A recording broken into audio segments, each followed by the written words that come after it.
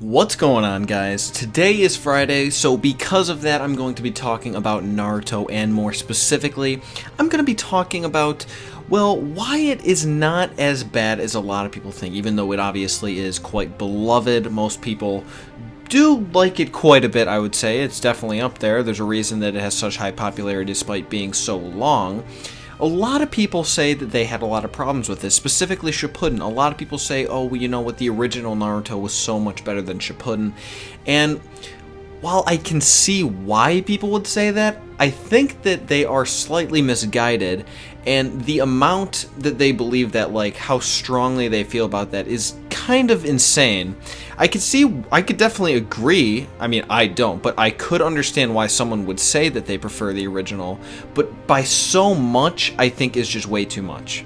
So first, before I get into why I think that it actually was a lot better than most people are saying, let me say all the reasons that I could totally see why people are like, you know what, this just fucking sucks now, okay?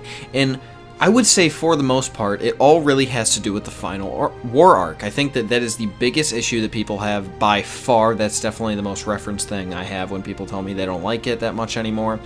And while I do completely understand what they're talking about mostly, and I also have huge issues with the war arc, I seriously was unhappy with a lot of the things they did. I think they are understandable to an extent. I think that a lot of money was involved with it. And besides one massive factor, I think it was pretty alright. So getting right into that, the biggest problem, of course, I think everyone can agree with this, was Kaguya, okay? First of all, I mean, obviously she came out of absolutely nowhere. For pretty much the entire series, at least to an extent based on the way he was built up, Madara was supposed to be the final boss by all accounts, and I think that nobody really had a problem with that. Even though Obito was my favorite character and I was really sad to see him be taken down by Madara, I pretty much expected it the entire time. I would have been completely blown away if Obito would have actually managed to have been the final boss. So, and I like how they did it. I think it was very fitting. Madara really should have been the mastermind. I think it made perfect sense.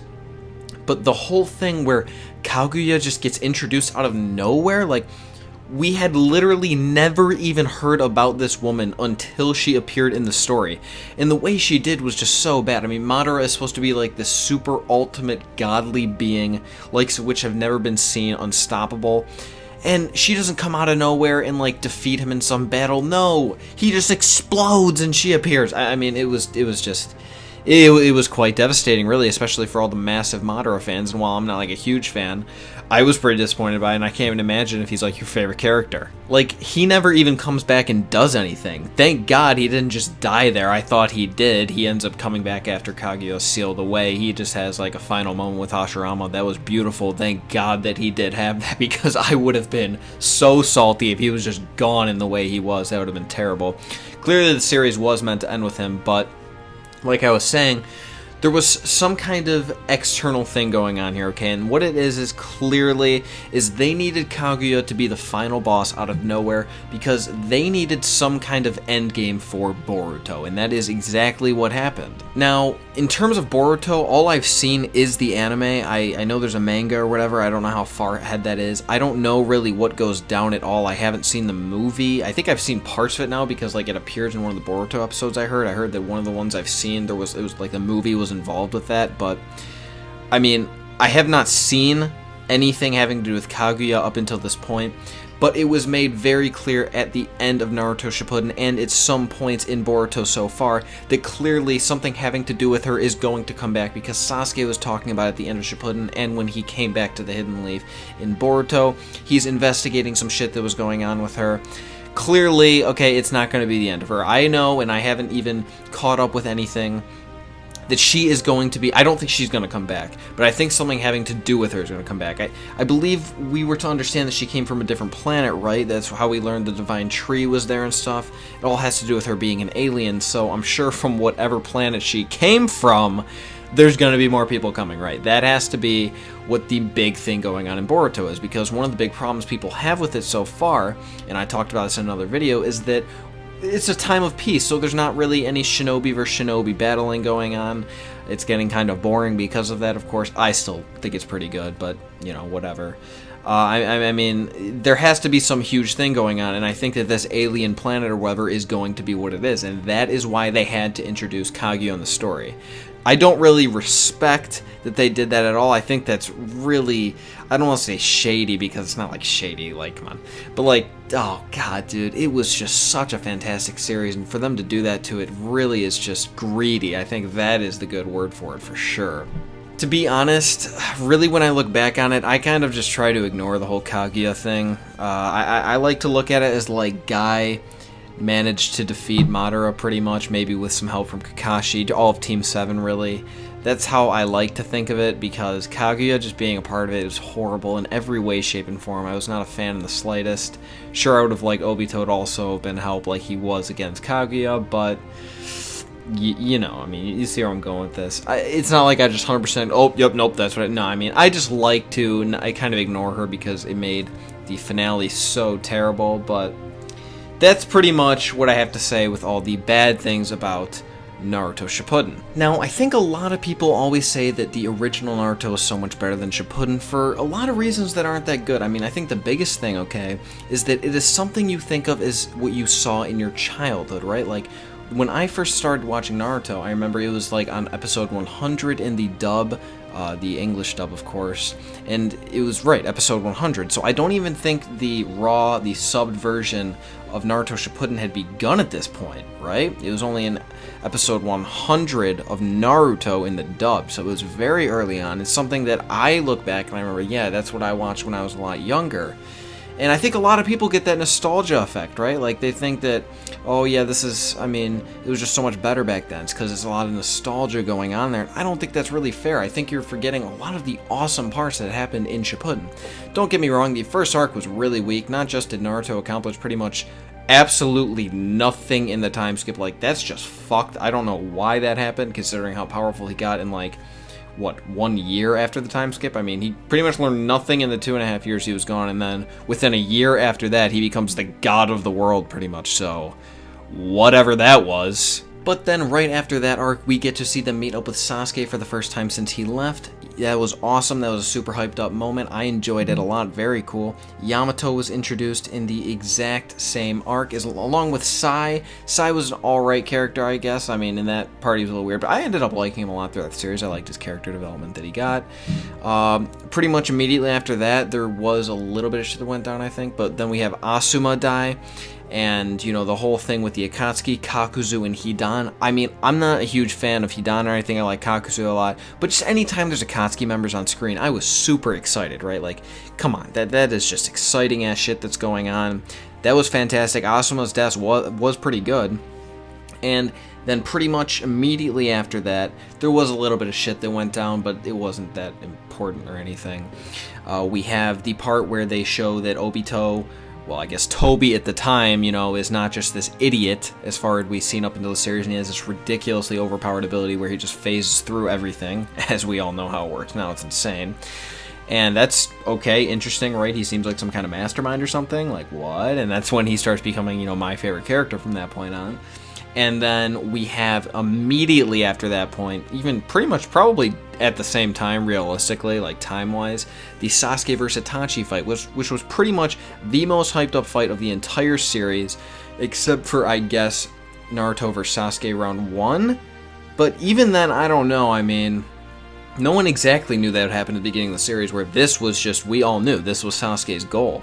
And it was a great fight. A lot of people would argue, and I wouldn't necessarily disagree, that it was probably the best fight of the entire series, maybe besides Naruto vs. Sasuke round 2. And even though Itachi wasn't trying his best, that's okay, it was still a great fight to watch. And then after that, we find out about Itachi's backstory, and he instantly becomes one of the favorite characters of, like, pretty much the favorite character of at least 50% of the fan base. And I can't blame anyone for that. He's a fantastic character. He's definitely in my top 3. After we find out all that shit, it changes the game entirely. It sets up the rest of the series.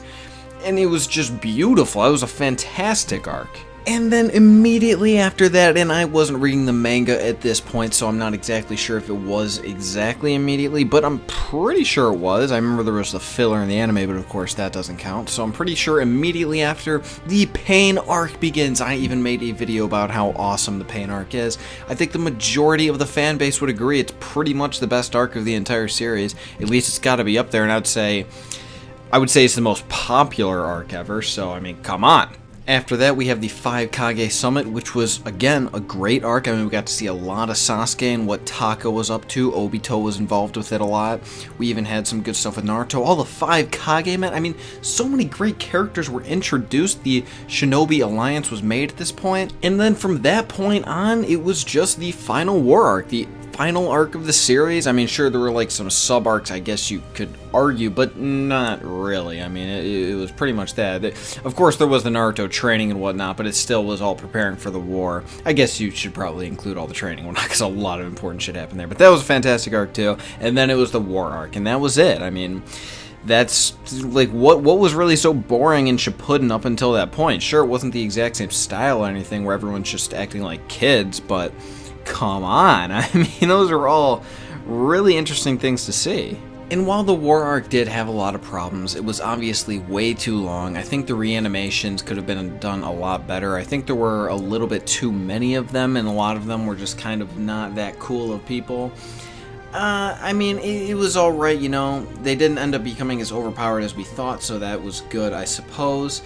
And it was generally just not that bad, really. I mean, once they defeated all the reanimations and it was just like Madara and Obito versus everyone. For one thing, let's just make it very clear that the Obito reveal was fucking awesome, okay? Everything we learned about Obito's backstory, how Kakashi handled all that shit, that was my favorite part of the series, really. Like, the whole, I mean, okay, the Pain arc was probably the best, but just the whole thing with Obito being Toby and whatnot, that was just so awesome. I don't think anyone's really gonna argue with that.